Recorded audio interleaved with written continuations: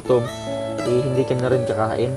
Mabuti dyan, kung anong wala naman kasi itong orasan nito si si Daryl. Sanay din po siguro. O pag ganitong oras, Daryl, kumain ka talaga. Kumakain yung tao tatlong beses sa isang araw. So hindi ka pa kumakain. O, may dala kami. At ito na yung sinabi ko kahapon na sana pagtigaan mo na lang to. Minsan yung Oo. kunti lang yung dala namin. Daryl, ito. Ilalagay ko dito ha. Paano? Pagtiyagaan, alam mo ba to?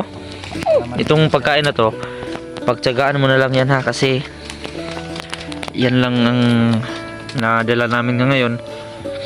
Pero huwag ka mag-alala kasi baka mayroong magtumulong sa'yo o baka mayroong kaming blessings na dumating sa amin, hindi natin alam, agad naming ipapasa sa iyo at itutulong namin sa inyo.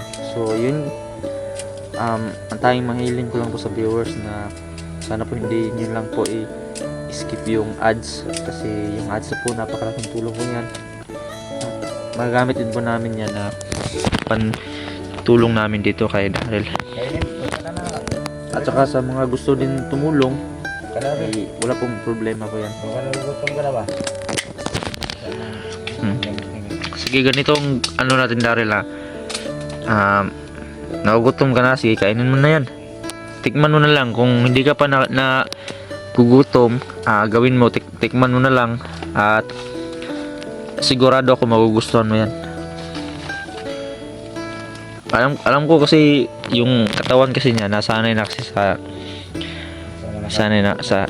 walang kain, kaya kahit ganitong oras na hindi nakakaramdam yung katawan niya ng gutom. Hindi kasi tumatawag na dala yung bata. At saka Maraming binagdaanan to. ano din kasi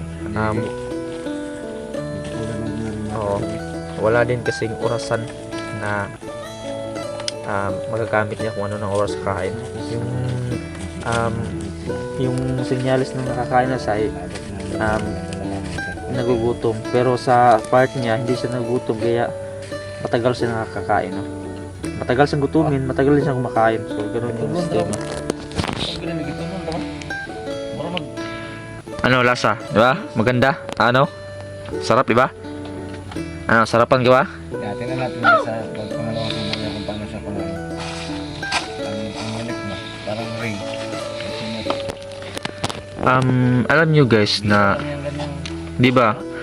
Kadalasan talaga pag mga batang hamog, batang lumaki sa hirap, yun pa talaga yung, di ba, yun pa talaga yung hindi masakitin. Di kagaya sa mga bata na protective palagi, overprotected, yun pa yung madaling magkakasakit. Kasi yung explanation kasi dyan, madaling habang ang mga bata lumalaki, madaling na kung expose yung bata sa dumi habang sila lumalaki, madaling na develop ng katawan nila yung madaling na develop yung immune system nila. Bali kung habang bata pa sila, nakaka-encounter sila ng mga dumi sa katawan nila, nahaharap yan ng immune system ng bata. So habang lumalaki yung bata, na-encounter niya yung mga dumi, ganun, mga amoy, mga dumi sa paligid, lumalakas din yung immune system nila, kaya mas healthy yung ganitong bata kumpara dun sa mga overprotective, hindi man lang naiinitan, hindi kagaya ng mga batang to na naiinitan, naulanan, napuputikan. Sa ganyang paraan, tumitibay yung immune system nila, na i-expose sila sa mga germs, mga bacteria habang maaga nade-develop yung immune system. So ganun yung kaya yung mga bata na ganito matagal magkasakit. Yun, no. Matanong ko lang, Daryl, no, kung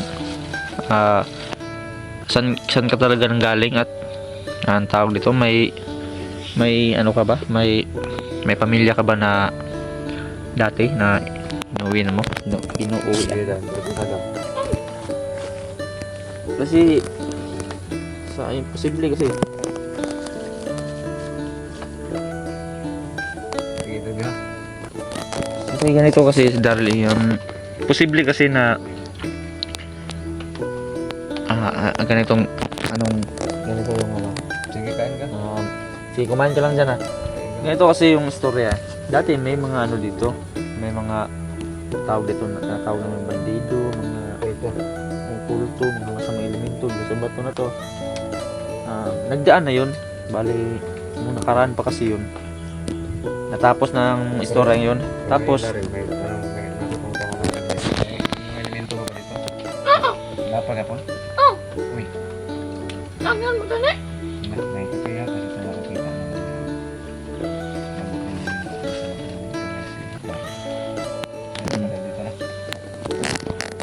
nung nakaraan. Ito na ba yung Oh, nung nakaraan na ano, may mga elemento dito, mga kulto. Sinabi pa ni Moy Moy na dito siya. Tapos ngayon, biglang naging ano na dito. Biglang naging tahimik na ang istorya dito. Tapos bigla lang namin nabalitaan o nakita namin tong batang to dito. Na dito pala siya nakatira. So paano nangyari yun na bigla na lang siyang sumulpot dito ng walang dahilan. So ngayon may pagkakataon tayo na kausapin ng batang to para magtanong tayo kung ano ba talaga yung totoo. Tatanungin natin kung Daryl, kung sagutin mo ako kung may ano ka ba? Saan ka nang galing at saka meron ka bang pamilya? Sa ganun kasi na ano namin, na analyze namin yung mga pangyayari at saka naliliwanagan yung utak namin na sa mga tanong-tanong dito sa utak namin kung talagang totoo. So ano bang totoo? May magulang ka pa ba o ano? Unang tanong, may magulang ka pa ba? So kung wala ka ng magulang, paano ka na punta dito sa lugar na to? Tama lang. Kaya na wala na mo. Naiban dito mo. Ay, ganito. Bigla pagising mo, bigla ka na lang napunta dito. So, ang sabi ni Daryl na paggising niya daw, bigla na lang daw siyang napunta dito, napadpad. So, siguro sa tingin ko ay marami talaga siguro mga elemento dito, kasi bakit sa dami-dami ng lugar na pwede niyang pagtakbuhan, pwede siyang dalhin, dito pa talaga sa bato at dito sa kawayan na dati nang may history na ng masamang elemento, masamang mga gawain ng mga hindi ordinaryong tao. So yung istorya, ang sabi niya, doon sa bahay niyo, di ba? Bahay niyo, nilusob do sila ng hindi ordinaryong tao.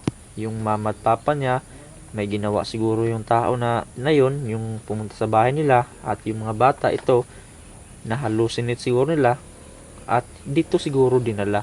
Kaya pagising ng batang to, wala na siyang mamalayan, wala na siyang malay sa mama niya at papa kung saan na, at nandito na lang siya pagising niya. So nakakabilib na nakayanan ni Daryl na masurvive tong lugar na to kahit walang kain, walang bihis. So bilib talaga ako sa kakayahan ng batang to. Isipin mo, dito na siya iisang taon na sa dito habang simulang nakilala namin. So nangyari, si Papa yung tumutulong sa kanyang magtingin dito kasi ayaw naman niya pumunta sa bahay. So ngayon nakahanap na ako ng chance na malaman at matingnan si Daryl dito kung kamusta ba yung kalagayan niya. Kasi yung dati kasi mahigit Tapos na? 6 months ata ako nawala sa pagbablog, no. At hanggang ngayon, pagbalik ko, nandito pa rin si Daryl. Akala ko nga umuwi na. or umalis na dito Oo nga, pakita. o nagbago ng buhay. Ano na niya? Kuwan, manok. Kung namin kapalit. Ganito ang mangyari, Bert. Daryl. Didalhan ka namin ng damit kasi yung damit mo papalitan natin yan, tsaka yung short niya, yung di ba pantalo ano yan, sweatpants, papalitan natin yan ng short at bibilhan ka namin ng face mask para hindi ka na magbalot, hindi na siya magbalot ng kanyang mukha kasi Pwede. natatago kasi yung kagwapuhan ng batang to kung hindi natin Gusto mo maalagaan eh. Kaya Tago sa bahay na hindi ginamit. short, damit at saka face mask yung dadalhin natin sa susunod na pagbalik natin dito. Ang laki ng bunganga. Ulan. Di ba maulan dito ka lang na Sinurbi ko doon. May parang tubig siya doon sa lalong ng kawayan ba? totoo ba na diyan ka na ninirahan? Tingnan mo. Tingnan mo doon. Ako Oh, lang. sige, tingnan ko na nito. So, tingnan. Sige, tingnan ko nga kung totoo. So, isasama ko kayo doon sa kanyang tinitirhan daw. Kung meron, kung totoo. Ngayon, malalaman natin kung totoo ba na may hinihigaan o tinutuloyan mga ba itong bata na to dito. Tingnan natin.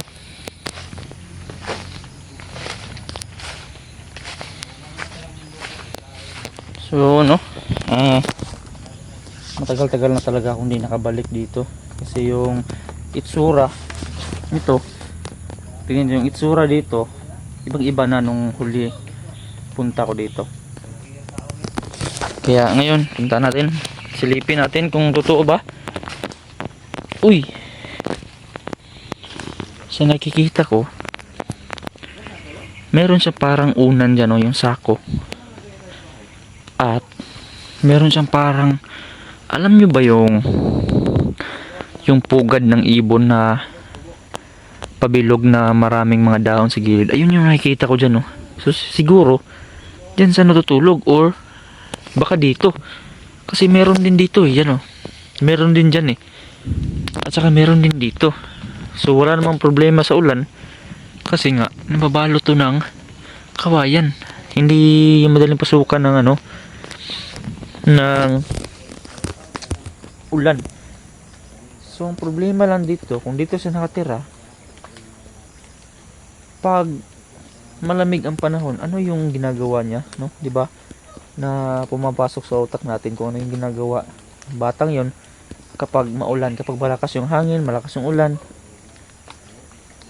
Dito lang siya sa loob ng mahigit 1 taon.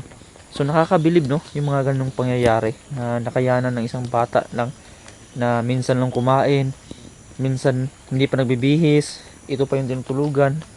So nakakamangha na ganun yung takbo ng buhay niya. 'Di ba? At yun nga, nagulat ako na totoo pala talaga yung niya dito, yung kalagayan niya dito. Wala talagang biro, yung kalagayan dito. So kung tayo man, imagine na lang natin na tayo yung nasa posisyon na niya, kahit siguro isang gabi o isang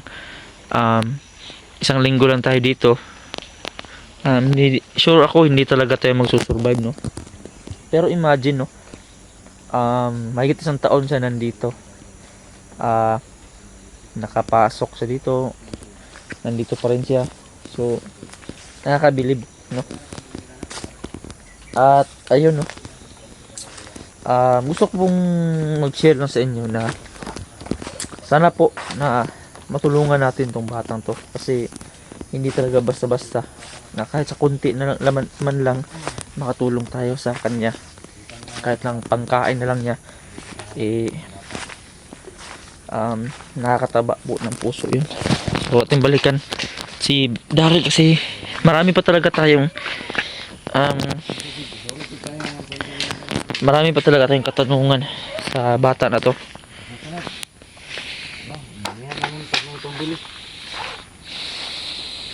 Busog na sana. La. Lipay na siya. Uy, pinaglaruan mo na naman yung